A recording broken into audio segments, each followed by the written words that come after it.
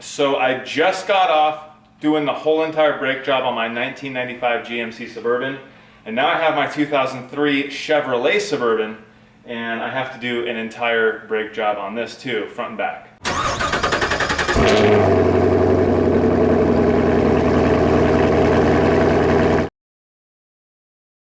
So I'm going to be replacing all the pads and all the rotors. I bought them all at NAPA, and I'm about to get started right now. First thing I got to do is throw some earplugs in my ears because I want to be able to hear when I'm 50. Oh yeah, that feels good. 32 decibel reduction. Great.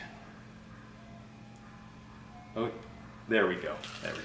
Okay, I had to stop with the brakes for a second and head down to O'Reilly Auto Parts to pick up this T55 Torx bit. This is a 1/2-inch drive, and basically this is what you need. This is what you need when you take the brake calipers off of an 03 and that generation Suburban, probably Tahoe, Sierra, Silverado, all those trucks. And the reason why I'm telling you that is because it is a unique size. It's bigger than your average Torx bits. I have this whole Torx bit set here, thought that I had the right size, but this only goes to T50. So I headed down to Ace Hardware, and they actually did not have T55. So I had to go to O'Reilly, and this was about $7, I think. So not too bad, but it fits perfectly right there. Man.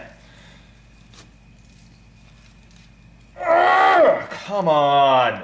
Okay, so I was able to bust those pins loose. I was going the wrong way, of course.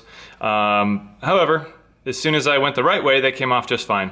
Next step is take a clamp. You might want, I'm using a 4-inch, which seems to be working just fine, but you might want a bigger clamp than this.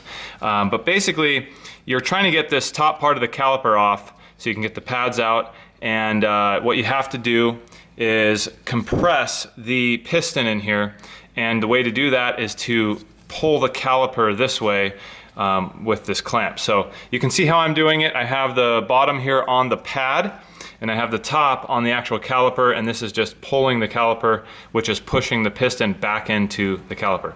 That way I'll be able to just take the caliper off, take the pads out. All right, that's what we're looking at here. In order to get the rotor off, you have to take that bracket off, and luckily those are the bolts. You can see there's some kind of Loctite on there. Luckily my stubby impact wrench was able to fit in there even with that deep socket, just barely, and I was able to bust those nuts loose. So if I didn't have that, I don't know how I would have got those out because the impact wrench was struggling for sure. There's the old rotor and there's the new rotor.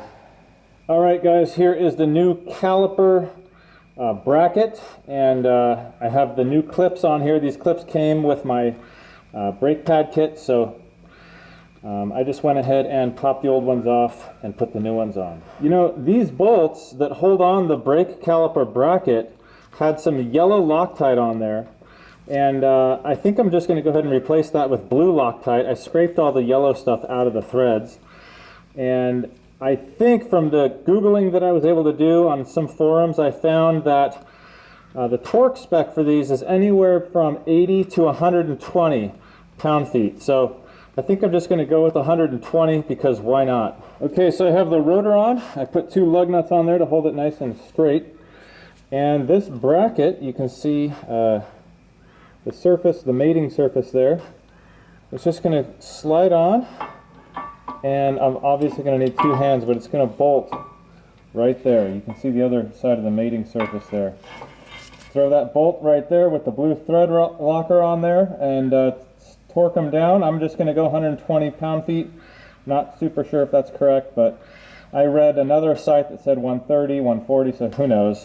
All right, we got the pads in there. I had to use my rubber mallet to get that inside pad in just because it was such a tight fit, but it's in there. It's all good. Everything is nice and tight.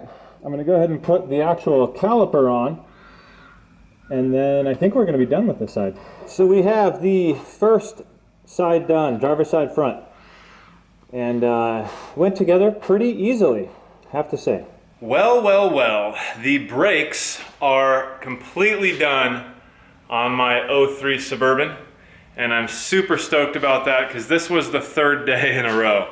Granted, it's like 12 o'clock and I'm done, but I basically had the front and back passenger side to do today, and yeah, it was not fun, I have to say. One thing I did want to point out though, because actually last night I went to watch a couple more videos about the rear brakes.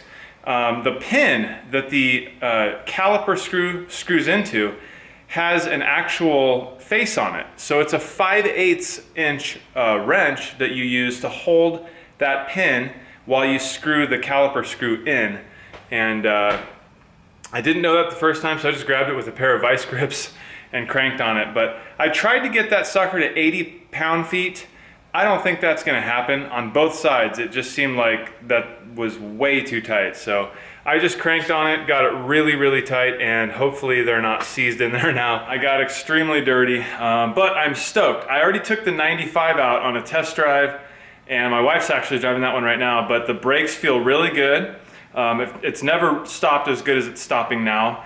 It's still a little bit spongy, and I did bleed all four corners. I think that might just be a characteristic of that generation brake system.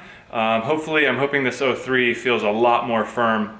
I remember back in the day, I owned a 2003 Dodge Ram 1500 truck, and it was the first brand new truck I ever bought, and I changed the brakes on it a few years after I owned it. And I remember thinking like, whoa, these brakes feel amazing, because it was like you barely had to press the pedal and they were super firm. Of course I used full ceramic brake pads and all that good stuff, but I'm hoping that's sort of what this thing feels like when I take it out for a test drive. Well guys, I know that wasn't a straight up how-to video, but I did my best, especially with all the frustrations I was having. Brakes are a relatively easy job, but it just takes a lot of strength, a lot of heavy pulling and pushing, some big wrenches, breaker bars, perhaps an impact wrench, you know, that whole thing. You're dealing with heavy tires. It just takes a long time. I also rotated all the tires in the process. Thanks for watching. I hope you found this somewhat entertaining. If you did, please hit the thumbs up, perhaps subscribe to my channel, and I'll see you in the next one. Peace out.